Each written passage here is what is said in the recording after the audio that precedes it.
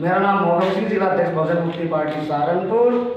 आज हम लोग प्रेस कॉन्फ्रेंस कर रहे हैं और आप लोग हमारी प्रेस कॉन्फ्रेंस को सुचारू रूप से चला रहे हैं। ये प्रेस कॉन्फ्रेंस 6 अक्टूबर 2022 को जो नागपुर में महारैली बहुजन क्रांति मोर्चा, भारत मुक्ति मोर्चा के द्वारा, जिसके राष्ट्रीय संयोजक माननीय पवन मेश्राम साहब जी के नेतृत्व में जैसे के द्वारा हो रही है। ये महारैली नागपुर में क्यों हो रही है? क्योंकि नागपुर में आरएसएस का सेंटर है, आरएसएस का हेडक्वार्टर है। हेडक्वार्टर से ही दिल्ली में जो सरकार चलाने वाले लोग हैं, जो मुख्यमंत्री है या राष्ट्रपति है, वहां से उनका संचालन होता है, नागपुर से ही संचालन होता है। अगर हम नागपुर को ही, हेडक्वार्टर को ही सील कर दे या उसको बंद कर दे तो दिल्ली में सरकार भी गड़बड़ा के गिर जाएगी। मतलब क्या उद्देश्य है इसका?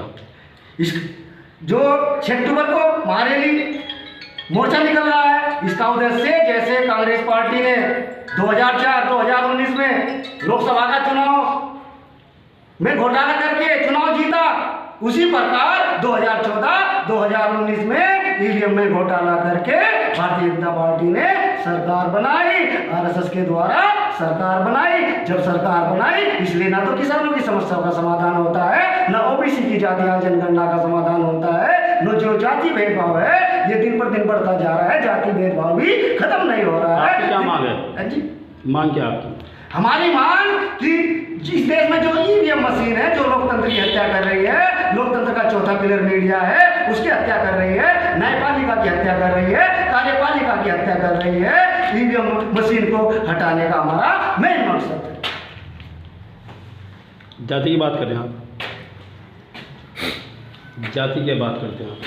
जातिगत जाति आधारित जनगणना के विषय में बोल रही है। जाति आधारित जो जनगणना है, यानी हम क्यों बात करते हैं? जैसे घर में मम्मी पापा है, मम्मी पापा के 4 बेटे हैं, अगर 4 बेटे हैं तो 4 बेटों को परिवार में जो जमीन होगी उसके मम्मी पापा के जो मकान होंगे उनको हिस्सा चाहिए। अगर वो 3 बेटों को देता है और चौथे को नहीं देता है तो उसका मम्मी पापा नहीं देता है, तो वो बेटा जो चौथा बेटा होता है वो पंचायत करता है कि मेरा बाप मुझको संपत्ति में हिस्सा नहीं दे रहा है, मकान में हिस्सा नहीं दे रहा है, इसलिए वो पंचायत करता है, यार दोस्त बुलाता है, अपने रिश्तेदार बुलाता है, गांव वाले बुलाता है, और पंचायत में जब फैसला होता है कि तुम्हारे 3 बेटे या 4 बेटे हैं तो वो कहता है मम्मी पापा कि हमारे 4 बेटे, तो आप 3 को हिस्सा क्यों दे रहे हैं? तो इसलिए पंचायत वाले 4 को हिस्सा दिलाने का काम करते हैं। जिसका घर में हिस्सा होता है, जिसकी घर में गिनती होती है उसे घर में हिस्सा मिलता है, जिसकी देश में गिनती होती है उसे देश में हिस्सा मिलता है, जिसकी पंचायत में गिनती होती है उसे पंचायत में हिस्सा मिलता है, जिसकी देश पंचायत में गिनती होती है उसे देश पंचायत में हिस्सा मिलता है। यानी कि आपको जो है आपका हिस्सा नहीं मिल पा रहा? हाँ जी, हमको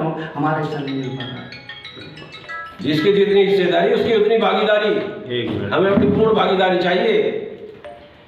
जिसकी जितनी संख्या भारी उतनी ही उसकी हिस्सेदारी, हमें अपनी पूर्ण हिस्सेदारी चाहिए, अपने पूरे हक अधिकार चाहिए।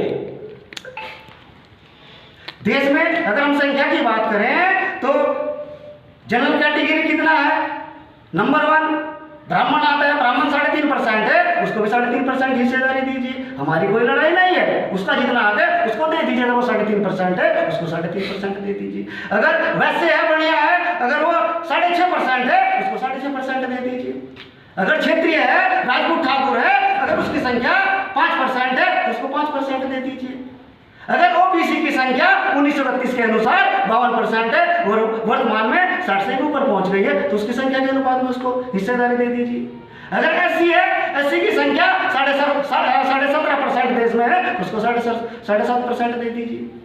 अगर एसटी 8.5% है तो उसको 8.5% दे दीजिए। अगर इस देश में माइनॉरिटी है, 6 प्रकार की माइनॉरिटी है, सिख है, ईसाई है, बुद्धिस्ट है, जैन है, लिंगायत है, 10.5% उनका बैठता है तो उनको 10.5% दे दीजिए, तो लड़ाई खत्म हो जाएगी। यानी कोई किसी का हिस्सा नहीं खाएगा, और जब कोई किसी का हिस्सा नहीं खाएगा तो देश सोने की चिड़िया हो जाएगा, विश्व गुरु हो जाएगा, और पुनः कृषि प्रधान देश हो जाएगा। और जो जाति प्रधान देश आरएसएस के लोगों ने बना रखा है ये खत्म हो जाएगा और कृषि प्रधान देश बन जाएगा।